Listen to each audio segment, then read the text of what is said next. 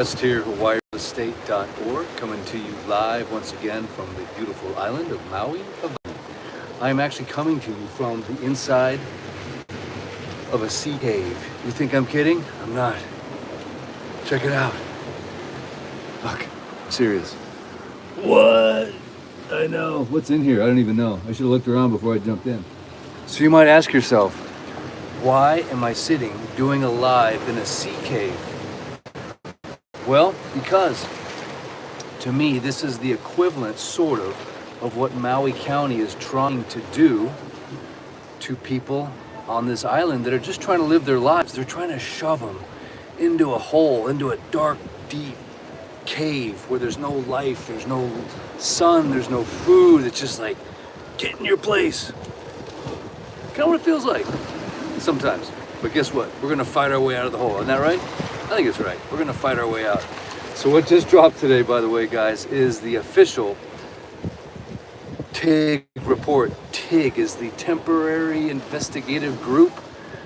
Another waste of taxpayer dollars, I'm sure, but what came out of it is finally some certainty after, what has it been, a year and a half? I don't know, a long time, since Mayor Bisson, the business genius that he is, threatened to ban vacation rentals, which has all but shut down, in my opinion, the real estate market for condos, gone down 40%. Can you just imagine the economic value of that? What is the economic value of 40% reduction in some of the most valuable real estate on the island?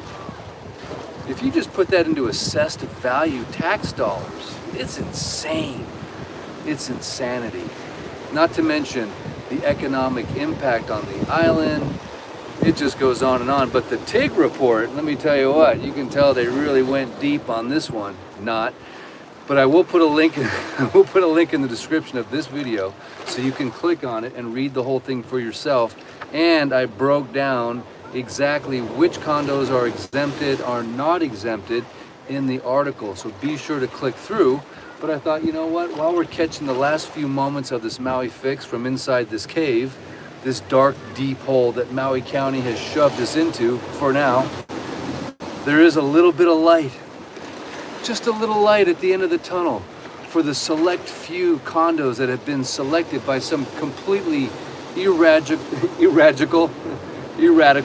completely radical, illogical, no nonsensical methodology.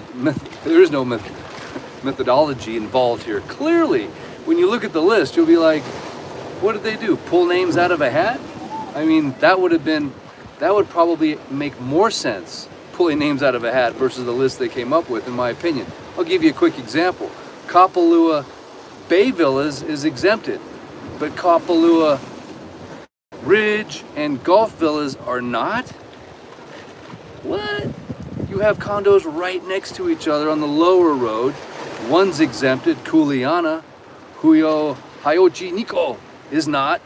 Doesn't make sense. They're neighbors. They're the same property, essentially. I know it's comedy at some level, but it's not funny. But sometimes you just gotta laugh or cry. So anyway, I'll put the link in the description. And while we're doing a quick little Maui fix, I'll read to you just a few excerpts here from the study, from the report, from the findings, and you tell me, what do you think about this spot? Do you know where I am in the comments? Tell me, where am I at? Come on. Any ideas? I know it. Come on, guys, where is it? I know you can tell, probably by looking over there, right? But it is pretty dark, right? Yeah, it's really dark. Actually, too dark. But it's a beautiful day on Maui. You know what? No matter what they do, it doesn't change the quintessential perfection and intrinsic value of this place. If anything, I think it demonstrates the value better. Because if a government is going after high-end real estate, which they clearly are, it shows you it has intrinsic value, because they're not doing this in the fields of Indiana or the plains of Kansas, right? Oh, man. but I thought I would just take this quick moment. I like to give you guys the most recent information as it drops, essentially. And one of the other reasons I'm in this little cave down here is it's kind of windy. And Colton, my son, my videographer, he's actually doing promo videos right now, and he took my microphones. So I can't stand wind. I know you guys can't stand the sound of wind hitting the microphone, so I wanted to, try to buff it out a little bit. But of course, the metaphor of being in a dark, deep cave, which is essentially what Mayor Bisson and the county did since July of 2024, just stuck us all in a hole. Just a little isolation. Let's go a little, what do they call it?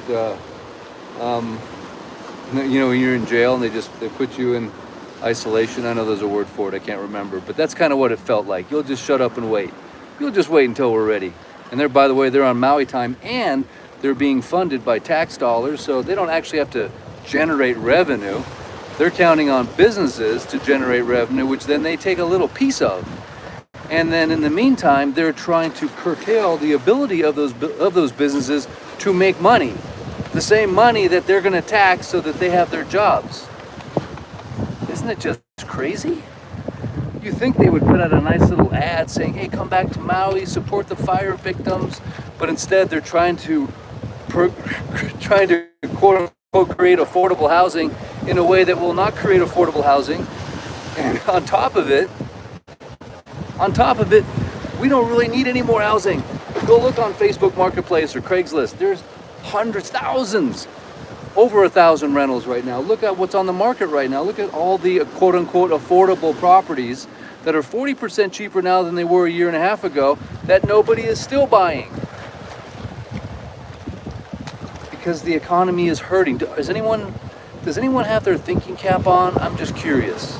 Because if you hurt the economy, you're hurting the very people that you're trying to help buy affordable housing, but they can't afford it because you just killed off their jobs. Every business on this island that I've talked to is down at least 30% today over where they were a year ago. And you can thank our government for that, those complete, utter morons. Quite frankly, we need to vote them all out and start over, start fresh. Because think about it, these are the same people that were in charge the day of the fire. That should tell you something right there. Matter of fact, I just talked to a guy yesterday who lost his truck in the fire. He lost his truck, but he doesn't live in Lahaina. He says he went to Lahaina that day around 2 o'clock to get some gas at the Shell station, and he's in a big old Ford F-250, and he tried to leave Lahaina, and he couldn't leave. He couldn't leave. The cops kept pushing him towards Front Street. He started out across the street, Lahaina Luna, at the gas station, and he tried to go up the bypass. He tried to get out Onopi'ilani Highway. They kept pushing him into town. He finally gave up because the fire was coming. He parked his truck at Puamana and it burned. So many stories of how this government is just running things in a completely inept way that actually costs people's lives. So sad. Anyway, guys, it's getting a little too dark. I'm gonna let you go. As the year draws on here, we're into fall, things get darker faster, so I gotta start planning a little better ahead of time. I need my microphones back anyway, but please hit the link in the description. Please read the full report. Please read my blog post. Please share it. And tomorrow there's a Huia get together, a pauhana down in Kihei for Airbnb. So if you're a vacation rental owner, or if you have a friend or a family or a coworker or somebody that is going to be affected by the vacation rental ban, please send them down to the Airbnb Pauhana tomorrow. That will be in the article as well. It's important that the community gather around. They're expecting almost 200 people to show up at this thing. So that is in the article, in the blog post on this link. So please do share it. One of the things I promised the Airbnb rep is that I would try to get the word out, which is one of the reasons I'm doing this live, even though it's under very tough conditions. If you remember, it's about 78 degrees out, perfect weather, and the smell of salt in the air and sea moss. All right, guys, thank you so much. I shall return. I don't know where, I don't know when, but I can promise you it'll probably be with Blind Daniel. All right, guys, don't forget, go to daniel.org. Till next time, Eric West out. Link in the description, and I'll pin a comment. Thanks, guys.